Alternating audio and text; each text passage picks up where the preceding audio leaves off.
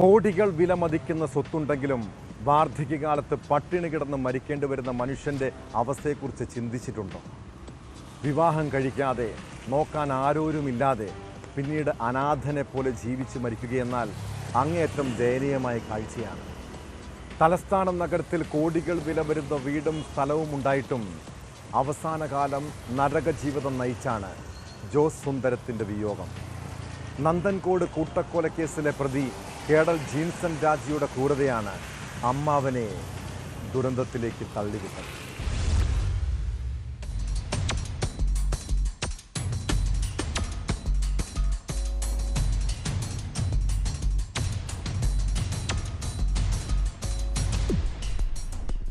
നന്ദൻകോട് കൂട്ടക്കൊലക്കേസിൽ ജീവപര്യന്തം തടവ് ശിക്ഷയ്ക്ക് വിധിക്കപ്പെട്ട പ്രതി കേഡൽ ജിൻസൺ രാജയുടെ കുടുംബത്തിൽ അവശേഷിച്ചിരുന്ന വ്യക്തിയായിരുന്നു അമ്മാവൻ ജോസ് സുന്ദരം.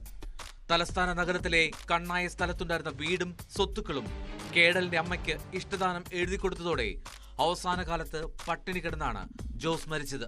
പ്രൊഫസർ രാജ് തങ്കം, ഭാര്യ ഡോക്ടർ ജീൻ പത്മ, മകൾ കാരലിൻ, ബന്ധു ലളിത എന്നിവരെ മകൻ കേഡൽ കൊലപ്പെടുത്തിയപ്പോൾ അമ്മാവൻ ജോസിന്റെ ജീവിതമാണ് ഇരുട്ടിലായത്. ജീവിതാവസാനം സഹോദരി തുണയാകുമെന്ന പ്രതീക്ഷയിൽ തന്റെ കോടികൾ വില വരുന്ന വീടും സ്ഥലവും ജോസ് അവർക്ക് എഴുതി നൽകിയിരുന്നു. കൊലപാതകത്തിന് 3 മാസം മുൻപാണ് സഹോദരി ജീൻ പത്മയ്ക്ക് തന്റെ പേരിലുള്ള 4 സെന്റും വീടും ജോസ് ഇഷ്ടദാനമായി കൈമാറിയത്. തന്റെ ചെലവുകൾക്കായി പ്രതിമാസം 50,000 രൂപ നൽകണമെന്ന വ്യവസ്ഥയുണ്ടായിരുന്നു. എന്നാൽ സ്വത്തുക്കളെല്ലാം എഴുതി നൽകിയതിന്റെ 3-ാം മാസം അമ്മയടക്കമുള്ളവരെ കേഡൽ കൊലപ്പെടുത്തിയതോടെ ജോസിന്റെ ജീവിതം അനാഥമായി. ആരോരുമില്ലാത്ത ഇദ്ദേഹത്തിന് വീടും സ്ഥലവും നഷ്ടമായി. രോഗബാധിതനായി വീൽ ചെയറിൽ കഴിഞ്ഞിരുന്ന ജോസ് വീടും സ്ഥലവും തിരികെ നൽകണമെന്നാവശ്യപ്പെട്ട് പലതവണ സമീപിച്ചുവെങ്കിലും കേഡൽ വഴങ്ങിയില്ല. ഇതുമായി ബന്ധപ്പെട്ട കേസ് നിലവിലുണ്ട്. സുഹൃത്തുക്കളുടെ സഹായത്തോടെയാണ് ജോസ് കഴിഞ്ഞിരുന്നത്. നന്ദൻകോട് കൂട്ടക്കൊലക്കേസിൽ വിധിച്ച പിഴത്തുകയായ 15 ലക്ഷം ജോസിന് നൽകണമെന്ന് കോടതി വിധിച്ചെങ്കിലും അതും കിട്ടിയിരുന്നില്ല.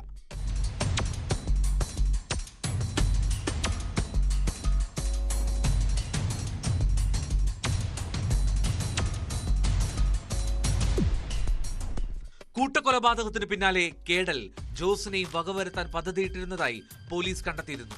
കൂട്ടക്കൊലപാതകം നടത്തിയതിന്റെ പിറ്റേന്ന് രാത്രി 10:30 കേഡൽ മതിൽ ചാടിക്കടന്ന് ജോസിന്റെ വീട്ടിലെത്തിയിരുന്നു. അന്ന് രാത്രി കേഡലിനെ കണ്ടതും കയ്യിൽ പൊള്ളലേറ്റതും സാക്ഷിമൊഴിയായി ജോസ് കോടതിയെ അറിയിച്ചത് കേസിൽ നിർണായകമായി. എഞ്ചിനീയറിംഗ് ബിരുദധാരിയായിരുന്ന ജോസിന് പൊതുമരാമത്ത് വകുപ്പിൽ ജോലി ലഭിച്ചുവെങ്കിലും അത് വേണ്ടെന്ന് വെച്ചാണ് വീട്ടുകാര്യങ്ങൾ നോക്കി ജീവിച്ചത്. വിവാഹവും കഴിച്ചിരുന്നില്ല.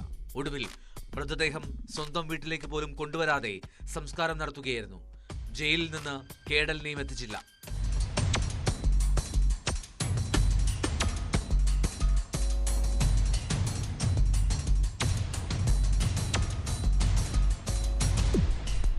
ന്യൂസ് 18 തിരുവനന്തപുരം.